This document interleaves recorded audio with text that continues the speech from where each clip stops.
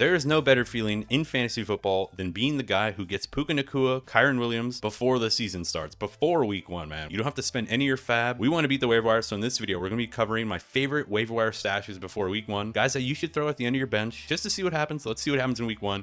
If they suck, we banish them to the Shadow Realm and we move on. We're going to be doing this video every Friday, the Beat the Waiver Wire video, so make sure you guys like, subscribe so that you catch them. And then on Tuesdays, we do the normal waiver wire video. We're going to be covering FAAB budgets as well, how much you should probably be spending on some of these guys. I'm Ron from Never Lucky Fantasy. Welcome, guys, to the channel. And let's get into this video. We're going to be starting with the running backs, boys. As you guys know, there's injuries, ambiguous backfields. We don't know who's going to be starting, so this is the time, man. Week 1 is probably one of the most important times to be picking up running backs. We're going to start with a little bit of homework, dude. As you guys can see here, I have this little section. It's essentially just high value handcuffs, man. We need to make sure that these guys are not on the waiver wire, dude, because you never know who's going to get injured.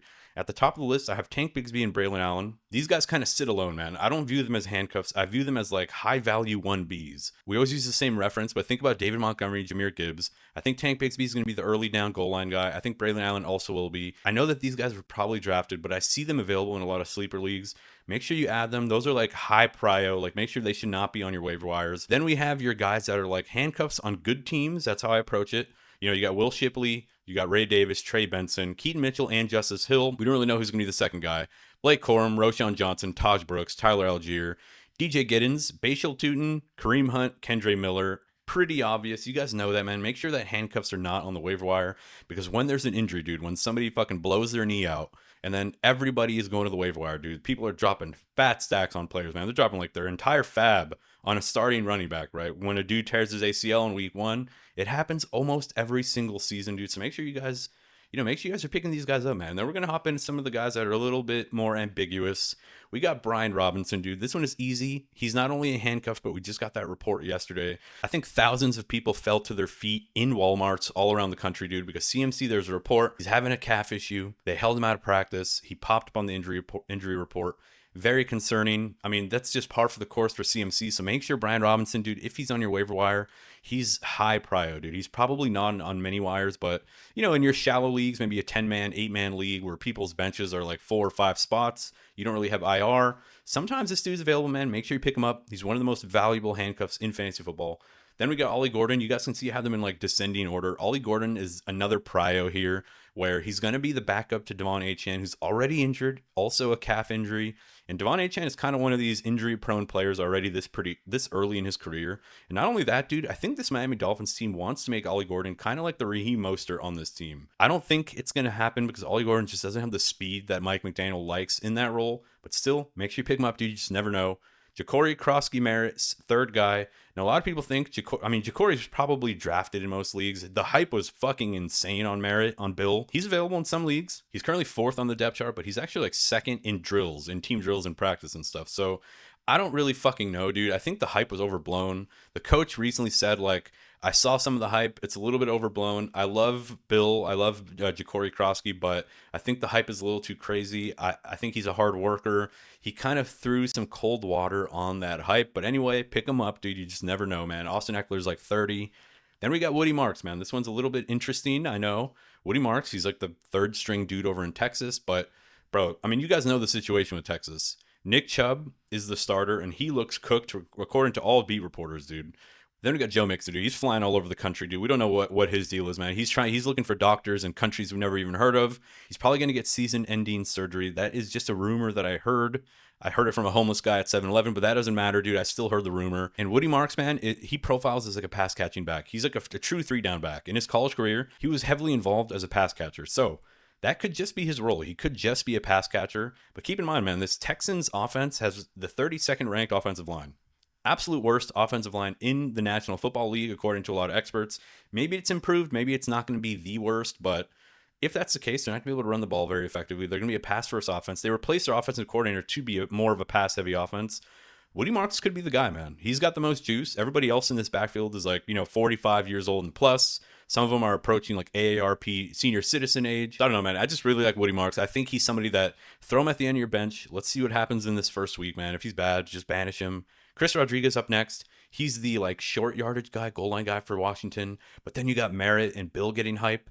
Chris Rodriguez, you can make the case, man. He should be up there with Ollie Gordon and Brian Robinson as like probably a starter on this team, but I do think it's going to be Eckler getting most of like the high value stuff. Rodriguez might just be like a volume play, and he's got to get a touchdown if he wants to pay off. Then we have Rico Dowdle, high value handcuff to Chuba Hubbard. There was a report recently, man, that made me a little bit sad as a Chuba Hubbard truther. And they said that, and an ESPN beat reporter for the Panthers said that they don't want to run Chuba into the ground. I think it was a lot more graphic of a quote. It was like, we don't want to run him dry or something like that. Pause.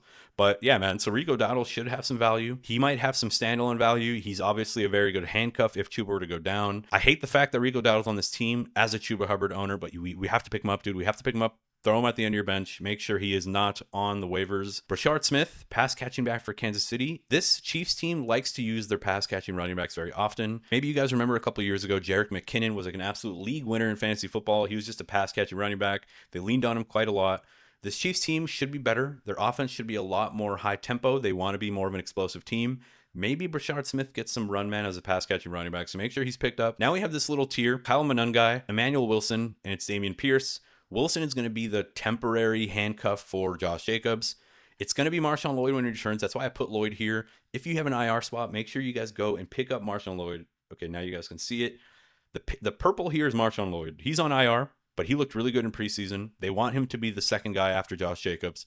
Emmanuel Wilson is just going to be a temporary guy, so make sure you guys pick up Lloyd. Damian Pierce, all the same arguments I made for Woody Marks, except Damian Pierce is actually number 2 in the pecking order, so maybe he gets first crack. But I don't know if he's going to have a full season workload. I think he's going to just get faded away. He's just not very good, right? He's just like he's kind of just a guy.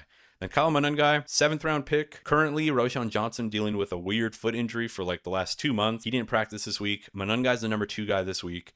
DeAndre Swift is going to be a workhorse back. He's a great start this week, by the way, but Monangai is going to be the number 2 guy. So make sure you guys pick him up. If DeAndre Swift gets fucking exploded, if he gets, one clipped by someone, Monangai is going to be the guy that's probably going to step in, and then he's going to be very popular on the waiver wire. So make sure you guys go and pick him up. Our next category, we got wide receivers. A lot of these guys are taken, I will say. And listen, man, if they're taken in your league, you don't have to comment on the video. You don't have to go down below and say, these dudes are taken in my video, bro. What are you talking about? Cedric Tillman? No way. All right, man, that's fine, dude. They're taken in your league. You can move on, dude. You can move on to the next section. Go to another video. We got Cedric Tillman at the top of the list, bro. He's going to be the bona fide number 2 guy in a pass-heavy offense because this team's not going to be able to run the ball effectively. Joe Flacco's in. I love it. Cedric Tillman, love him. Njoku, love him. Jerry Jeudy, love him. Last year when Amari Cooper got traded away from the Browns, Cedric Tillman was the bona fide number 2 guy, and he was a number 1 wide receiver in fantasy. He had like a stretch where he was scoring like 20 fantasy points a game. Then he got the concussion, out for the season. What if he reclaims that role yet again this season? If he's available for any reason, not only am I picking him up, I'm starting him this week. I'm starting him this week, man. So Donte Thornton, Amari Cooper just rage quit, picked up his ball, went home. He said he retired from the NFL. That leaves a little bit of a void. Donte Thornton, 6'3", fucking athletic specimen, super fast, dominant, contested catch guy, amazing talent. Donte Thornton is a very talented prospect. He's a little bit raw, but he's still very good. So he's somebody that we need to pick up. He could end up being the number 2 guy here for this offense. Elic Iomenor,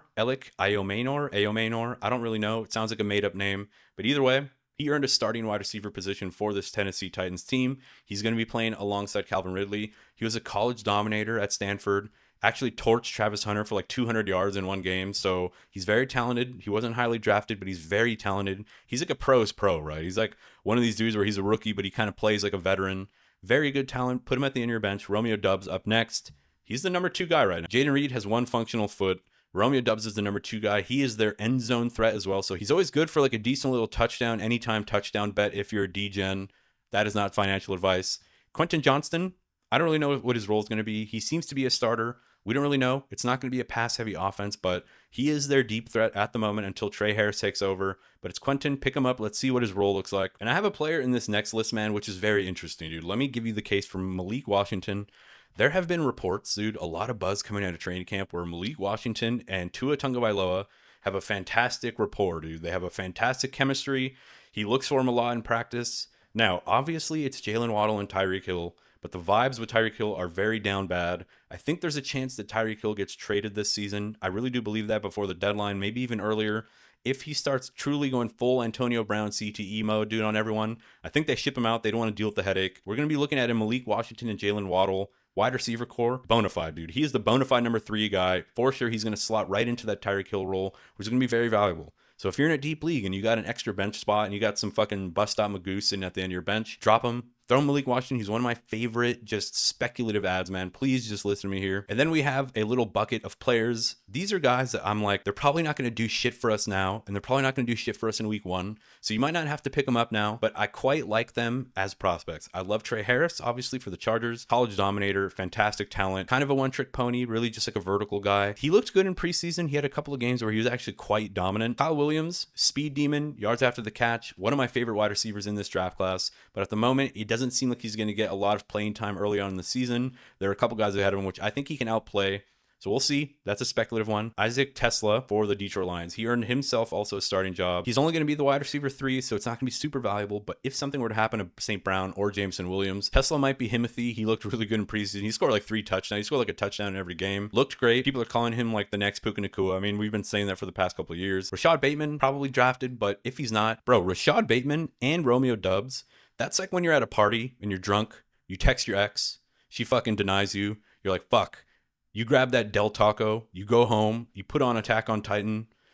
It's a good night, dude. It's when you're desperate, you go grab that Del Taco, you watch anime, dude. That's Romeo Doubs, that's Rashad Bateman. They're good for maybe a touchdown every other game or so. So you can always throw them in at your flex when needed. Then we have Troy Franklin and Pat Bryant.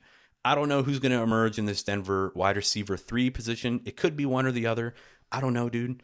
Pick one of them up. Let's see what happens. Pick both of them up. Pick none of them up. I don't really care. The wide receiver 3 could be someone that helps us.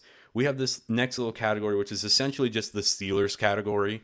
I lean toward Roman Wilson and then Calvin Austin. Calvin Austin is like the trusty, smaller, gadget, speedy wide receiver. Roman Wilson is like the talent, right? He's like the big body talent guy, very raw, but the team loves him. Aaron Rodgers has been talking him up all offseason, saying that they have high expectations for him, and they only have those expectations because he's so talented. If he was just a guy, they wouldn't give a fuck. They wouldn't be treating him so harshly. So they like Roman Wilson. He could be something.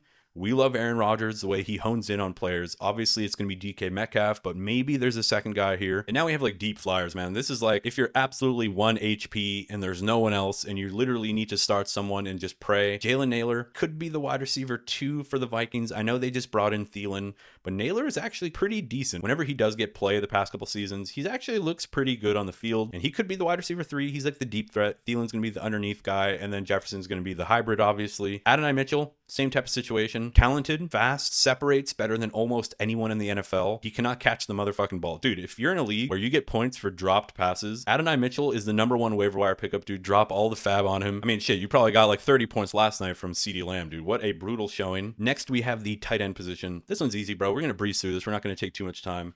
Jonnu Smith is my favorite pickup right now if he's on your waiver wire because I just want to see what happens. Arthur Smith and Jonnu Smith might be adopted brothers, man. I mean, they're both Smiths. Back when Jonnu Smith was with the Falcons and they had Kyle Pitts, who everyone was super big on, the hype was all over Kyle Pitts.